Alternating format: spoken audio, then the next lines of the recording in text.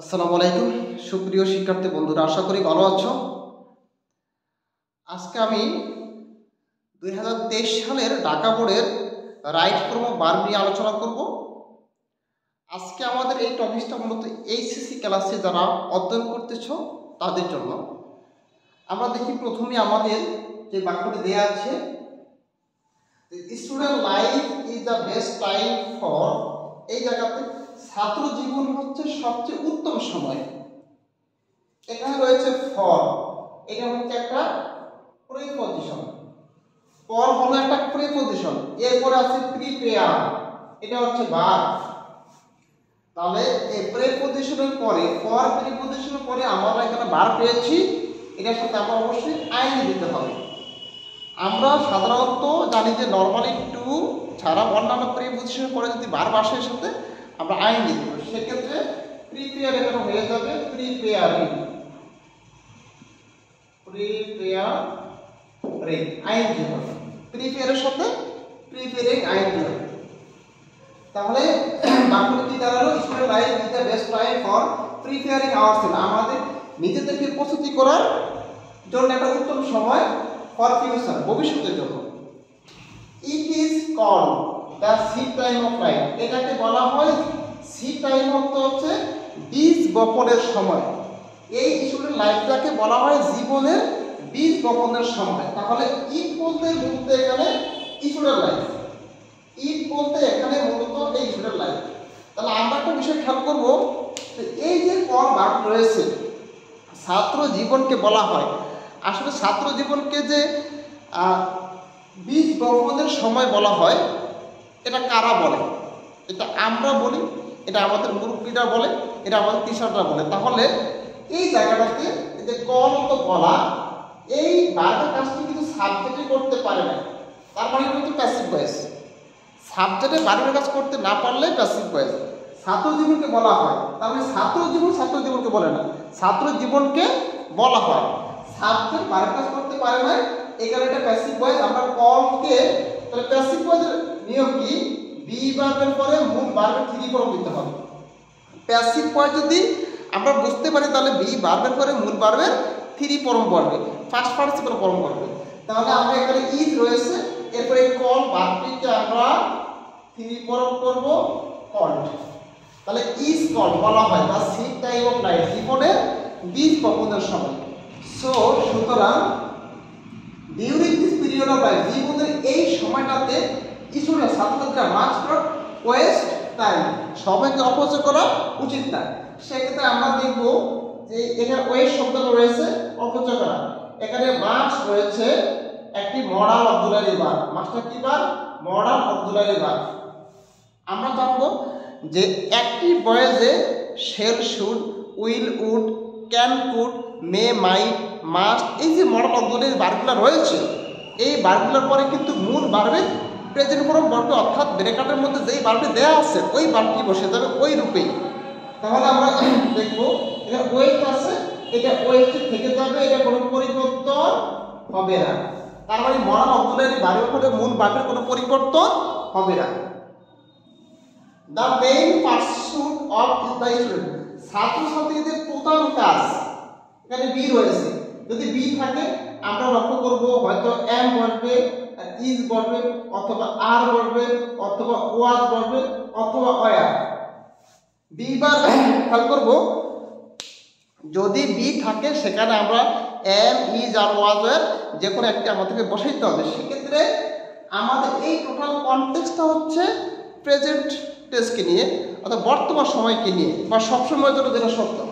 সেক্ষেত্রে আমরা অবশ্যই এখানে অক্সিলারি ভার্ব প্রেজেন্ট টেন্সে রয়েছে তিনটা, এই তিনটা যে কোনো একটা বসাইতে হবে। সেক্ষেত্রে আই এর সাথে এম বসে, এম বসানো যাবে না। এবং এখানে আমাদের সাবজেক্ট হিসেবে রয়েছে দ্য মেইন পারস্যুট, এইটা হচ্ছে আমাদের সাবজেক্ট। তাহলে মেইন পারস্যুট প্রধান কাজ, এই সাবজেক্টটা হচ্ছে থার্ড পারসন সিঙ্গুলার নাম্বারে, এই জন্য আমাদের এখানে আর বলবে না, এখানে বলবে ইজ। তার মানে হচ্ছে মেইন পারসন, এই পারসন শব্দটা হচ্ছে এখানে মূল শব্দ, থার্ড পারসন সিঙ্গুলার নাম্বার, এই কারণে ইজ বলবে এখানে আমাদের ইজ স্টাডি। তাহলে ছাত্রছাত্রীদের প্রধান কাজ হচ্ছে লেখাপড়া বা অধ্যয়ন করা।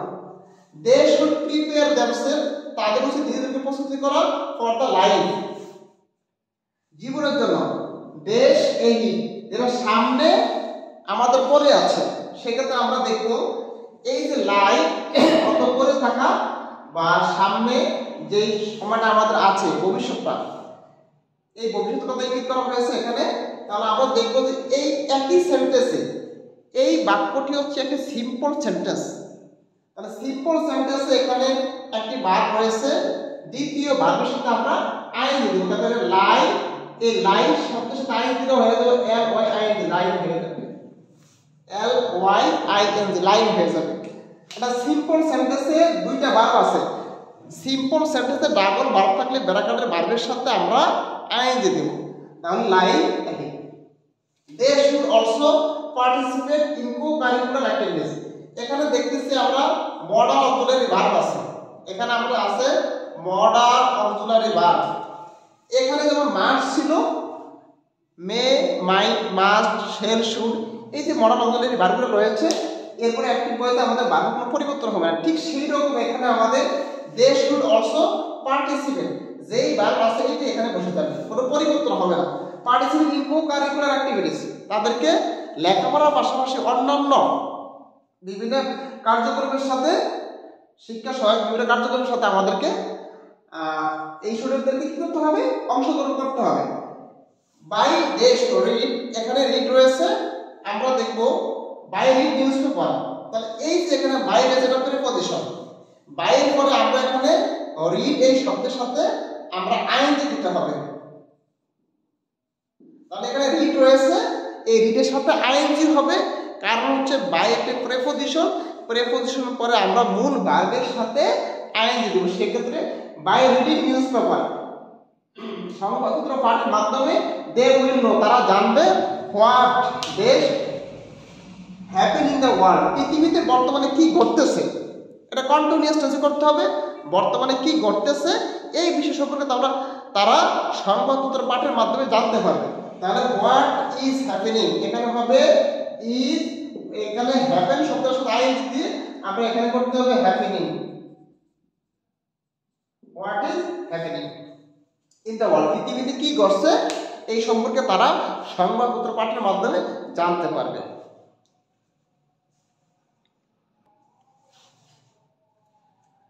এরপর আমরা দেখব যে when the country faced with a natural calamity, যখন দেশ কোনো প্রাকৃতিক দুর্যোগের মুখোমুখি হয়, তাহলে এই জায়গাটা আমরা এখানে দিব আমরা is faced, এটা হচ্ছে প্যাসিভ ভয়েস। প্যাসিভ ভয়েস অনুযায়ী আমরা করতে হবে এটা বি বা প্লাস মূল ভার্বের পাস্ট পার্টিসিপল ফর্ম। যখন দেশ কোনো প্রাকৃতিক দুর্যোগের মুখোমুখি হয়, দেশ শুড, ছাত্রদের উচিত কাম ফরওয়ার্ড, এগিয়ে আসে, with a view to remove, এই জায়গাতে উইথ এ ভিউ টু রয়েছে, আমরা খেয়াল করব যে with a view to, with a view to, তারপরে লুক ফরওয়ার্ড টু, তারপরে আমাদের এখানে get use to, get use to, এগুলোর পরে ভার্বের সাথে আমরা কি করব, আইএনজি দেব। তাহলে with a view to, look forward to, get use to, এই শব্দগুলোর পরে যদি আমরা কোনো ভার্ব পেয়ে থাকি ওই ভার্বের সাথে আমরা আইএনজি দেব। সেক্ষেত্রে আমাদের এই রিমুভটা হয়ে যাবে আইএনজি সহকারে রিমুভিং, আইএনজি। আমরা একটা কথা লক্ষ্য করব, কোনো ভার্বের শেষে যদি ই থাকে এবং আমরা যদি ওই ভার্বটাকে আইএনজি করার প্রয়োজন হয়, ভার্বের শেষে আইএনজি দেওয়ার প্রয়োজন হয়, তাহলে আমরা কিন্তু শেষের ইটা উঠিয়ে দেব, remove the suffering of the affected people. তাহলে আমাদের এভাবে আমরা রুল বুঝে বুঝে আমরা প্রত্যেকটা বোর্ড কোশ্চেনের যদি আমরা সলিউশন করতে পারি বুঝে বুঝে, তাহলে আমরা একেবারে আমাদের গুরুত্বপূর্ণ যে রুলগুলো সবগুলাই কিন্তু আমাদের চলে আসবে এবং আমরা কিন্তু আমাদের পরীক্ষাতে কাঙ্ক্ষিত ফলাফল করতে পারবো। তো সবাইকে ধন্যবাদ জানিয়ে আজকে এখানে শেষ করছি। আল্লাহ হাফেজ।